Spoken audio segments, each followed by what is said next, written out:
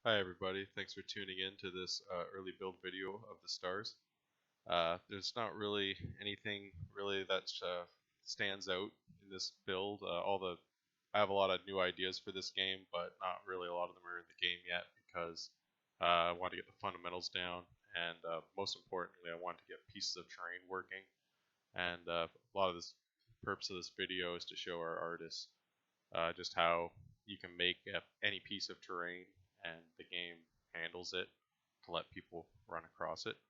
There's a little bit of jittering right now, but it's more of a superficial thing. But fundamentally, there's, I squash the bugs so you don't go through terrain and you land on it properly. And you slow down and speed up as you should. So here's just a quick run of the level. Again, don't expect anything fancy, but here you go. So you automatically run until it says go. That tells you collect those stars to protect yourself. Take some jumps, don't mind if I do. Jump over hills, so because if you run over a hill, it'll slow you down, so you can jump over them to cheat through that. But run down the hills. Here, there's going to be a yellow checkpoint, and the yellow checkpoint means once across this, it's more about being precise and not about just running forward.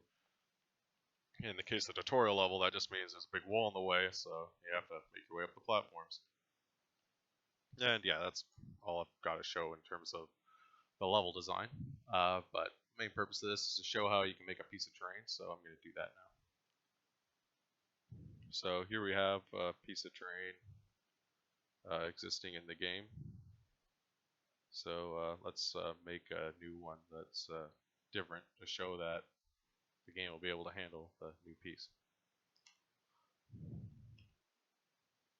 Alright, so yeah, you can use the curve tool and all that. That's what I've been using for terrain, but let's just do a freeform one. We'll go, yeah, whoa, look at me go. Yeah.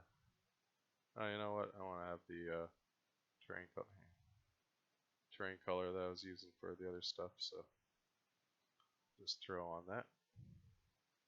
Not that it makes a difference, but I'm just comfortable with that. So here we go. This is pretty, wild. Like really, you'd realistically not want to be this steep just because it looks kind of weird to run across it, but the game can still handle it. So might as well show that off. I had an earlier one with a different piece, so call this one pre-alpha 2. The other one worked fine too, just yeah, trying to get my commentary to a decent level.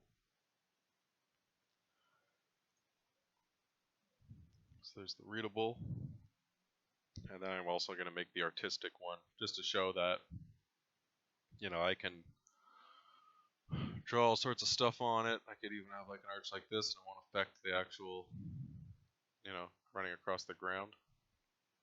Although it would get in the way, so you generally wouldn't do that. But you can make background too. I'll just play some like pitiful excuses for flowers, just to show that you can have stuff. Why not, right? That'll be the unreadable version of it. The readable is the one that it reads to dictate what you run across, and then the one that doesn't have readable at the end is the one that it'll actually look like in the game. So yeah, that's some this is not final build kind of art right here, I'll tell you. But just to demonstrate the terrain. So this is where the auto running stops. So it seems like a good place to put the terrain. You do have to put a little work into each piece of art you make. You have to change some settings on it. So let's go ahead and do that now. The unreadable one's simple enough. Pixels per unit, 16. The thing is made so you can change the resolution. Right now I have a pretty low res terrain because I'm not sure what art style to go with, and honestly a lot of that's going to be in the control of the artists who make it. Because obviously they should have a lot of say in that because they'll be doing a lot of work with the art. We have a lot of say with a lot of things in the game, but especially art-wise. So, and yeah, like if it's higher resolution, the code still works for letting you run across it. So now the readable one's a little fancier. You gotta go advanced.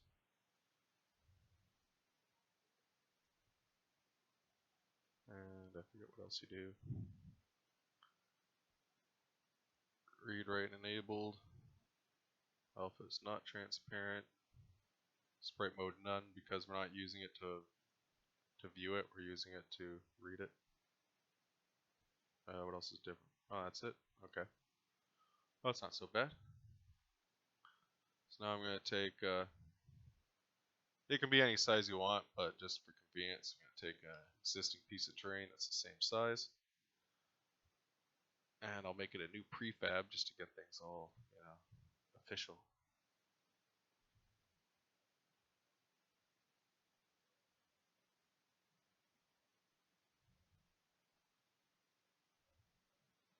So we're going to go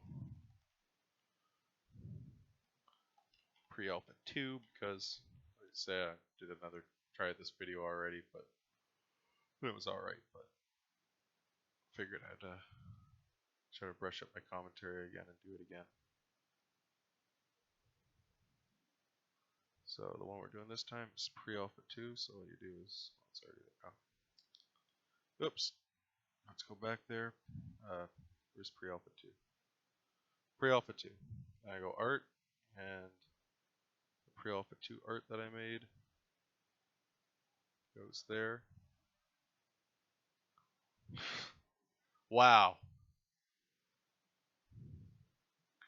Sure looks fantastic, doesn't it? This is exactly why I'm trying to get, why I need to get artists on board. I mean, it's not exactly my best effort, but it's actually quite close. Alright, so let's put this at a nice height.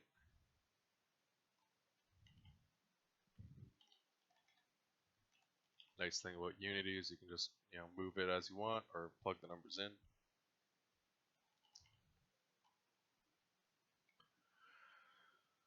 So there it is, brand new piece of terrain. Just made it. Haven't tested it. Let's see. See? Like obviously the angle's a little steep there. I'm actually gonna make it. Again, it's an artist thing. When you're going up something that steep, it'll just go into a new sprite that's actually made like one leg up, and that I've already got worked out in the code. It just doesn't visually do it yet. Same when you're going stuck down, your head's not gonna like be going into the ground like that. It'll be able to handle that. That's not the part that's been causing me grief, honestly. But it is the part that's like, well, I want more art before I really demonstrate that. So there you go. You got a piece of terrain. You can do different things. There's actually a little grace with the edges, so that if you just barely or don't make it, it'll like pop you up as a little bit of a a helper. But it's a small subtle one, so it's not like it's gonna save you through like missing it by a lot or anything like that when I just actually made it. But yeah, hard to demonstrate playing, but yeah, there you go. But it does work. I've tested all. Now all the numbers can be changed, so feeling good about that. So that's all I really got to show in terms of new terrain. The other thing I'll just show real quickly is the co-op mode. Demonstrate how the stars work. I mean, it's what the game's named after, so it's got to be something cool about them. So here we have the two of them. One of them is going to be a brighter green than the other. Right now they're the same. This is the bright green one, and jump in here is the dark green one. Oh, they also got a flame attack. Doesn't really come in very handy yet. There's no enemies in this level. But I have put in enemies and they work, so here we go. Here's bright green. So here's a double star. There's one bright, one dark. It's kind of hard to see right now because here it's not that great. But let's see what happens when bright green goes through the double stars. Collects them, and now they're dark stars. So now the dark green guy is going to run across them and collect them too. Dark green collects them first. There's only bright green left. Bright green collects them. So with the double stars, both players can pick them up, but if you pick that up, you only pick up yours. The other one's still there for the other to pick up. In the actual game, and I've already actually coded this too, there'll be stars that are just for one or the other. So like, for the tutorial level, the double stars to keep it simple and have everyone doing the same thing. But in the game, you might have one jump that only one character has to take, and then later another character has to take another jump to get theirs. So you're kind of like, you're working together, but you're kind of jumping out of sync and things like that, so that you're collecting your own stars. And that's all I got to really show for now. There's another big idea, but I don't have it shown here, is that there's speed panels. When you run across a speed panel and press the attack button, so right when you're in the center of the panel, the better the timing, you'll get a speed boost. And like if you go right in the center, you get a nice fast boost. If you do it on the edge, you get less of a boost. And the idea will be is if you're accurate, you'll speed up, and then for the next speed panel, it'll be harder to time accurately because you're going faster. But if you're really good, keep timing it right, and you like really achieve blazing speeds. And if you miss it a bit, then it's like, well, you're going slower, so it's easier to get the next one.